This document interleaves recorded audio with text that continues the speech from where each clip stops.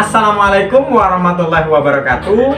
Semangat pagi, salam sehat selalu untuk kita semua.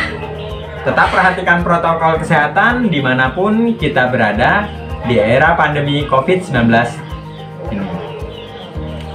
Kembali lagi dengan saya di channel yang sama di AA Edukasi, channel yang membantu khususnya untuk siswa-siswi untuk memudahkan mengerti dalam pemahaman pembelajaran. Kali ini, materi yang akan saya sampaikan adalah potensi dan persebaran sumber daya hutan yang ada di Indonesia. Materi ini saya khususkan untuk siswa-siswi SMA yang masih duduk di kelas 11, terutama yang ada di jurusan ilmu pengetahuan sosial.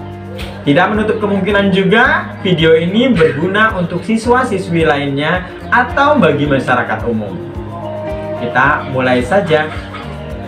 Hutan. Apa itu hutan? Mungkin kita semua tahu apa itu hutan, dan banyak sekali kalau kita tanya apa itu hutan, pengertian-pengertian yang keluar atau pendapat-pendapat yang keluar dari sisi semua orang. Sebelum kita lanjutkan, mungkin kalian perlu simak video berikut ini.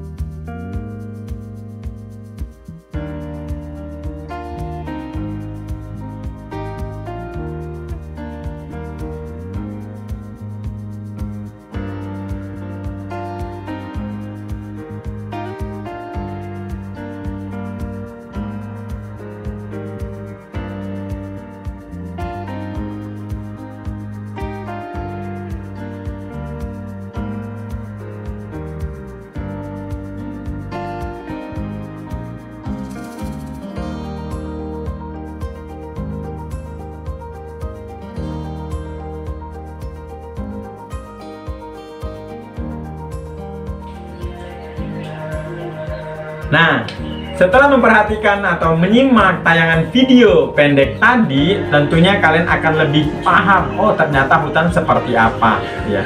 Jadi, hutan merupakan suatu wilayah tempat tumbuhnya pepohonan-pepohonan dan juga jenis tanaman-tanaman yang lain. Lalu, apa sih potensi daripada sumber daya hutan yang ada di Indonesia? Potensi sumber daya hutan yang ada di Indonesia bisa dikategorikan menjadi dua bagian. Yang pertama, ada bagian sumber daya yang terhitung atau terkategorikan dalam kategori kayu. Dan yang kedua, ada yang masuk dalam kategori non-kayu. Setidaknya di Indonesia terdapat 4.000 jenis kayu.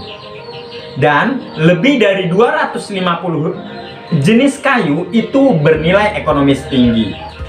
Yang kedua, ada non-kayu. Non-kayu, banyak sekali sumber daya yang terkategorikan dalam jenis non-kayu di Indonesia.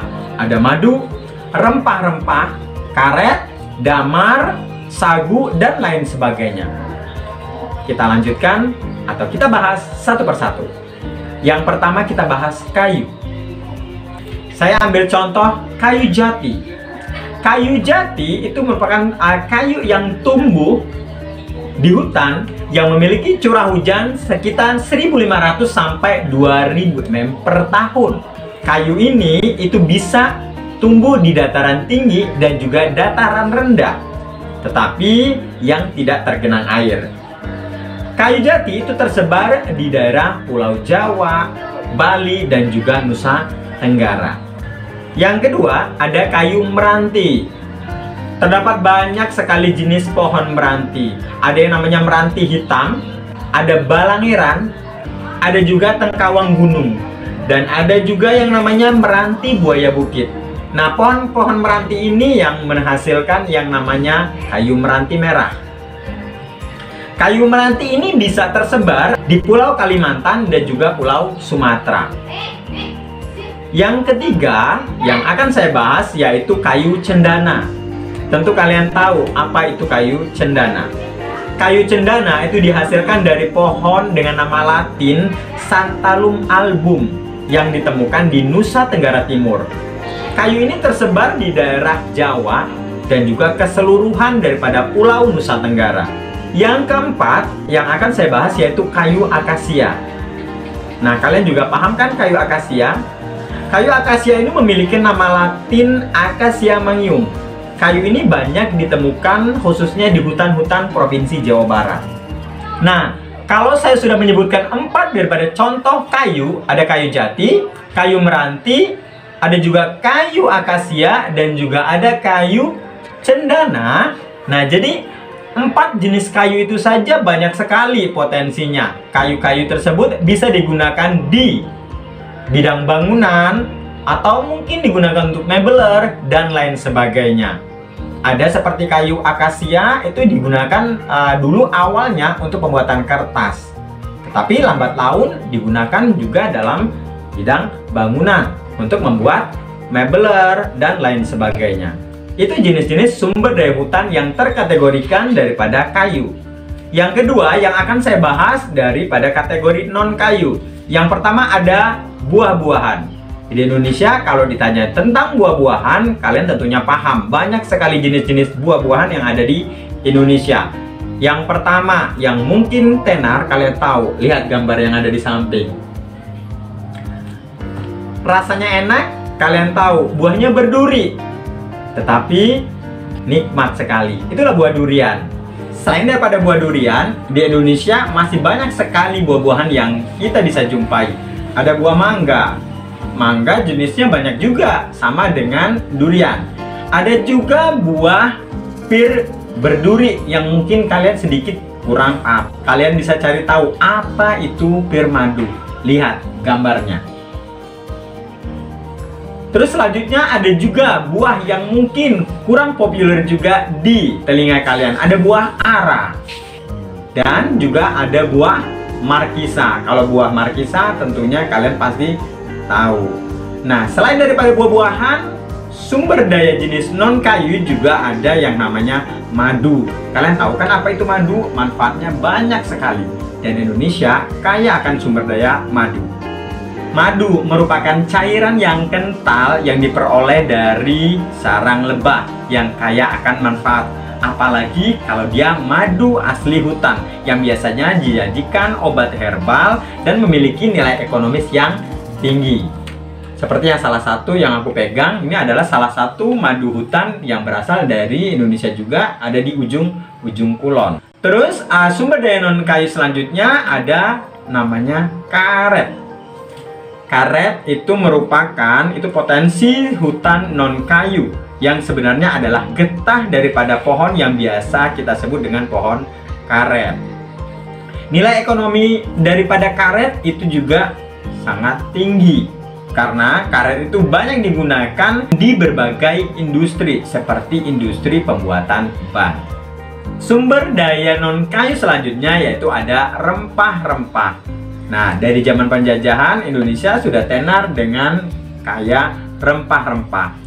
Jenis rempah-rempah yang dihasilkan di hutan itu diantaranya ada kayu manis, ada pala, ada cengkeh, ada juga vanila. Nah, hutan di daerah Maluku itu banyak sekali menghasilkan rempah-rempah yang sering diperdagangkan sejak zaman penjajahan dulu. Sumber daya non-kayu selanjutnya yaitu ada rotan. Nah, batang rotan itu memiliki panjang puluhan meter dan banyak dimanfaatkan untuk membuat interior rumah. Sebagian besar rotan di Indonesia itu dihasilkan dari hutan yang berada di Pulau Sumatera, Jawa, Kalimantan, Sulawesi, dan juga Nusa Tenggara.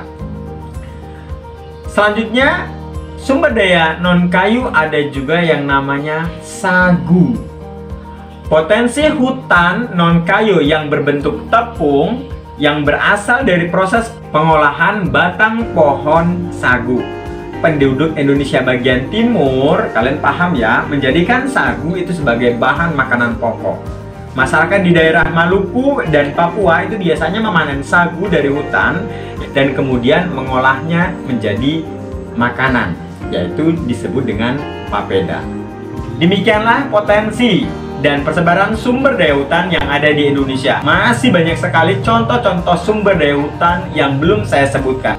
Sebagai media latihan, kalian bisa mencarinya dengan bantuan sumber belajar lain. Saya sampai di sini. Minta maaf kalau ada kesalahan kata. Wassalamualaikum warahmatullahi wabarakatuh. Salam sehat selalu.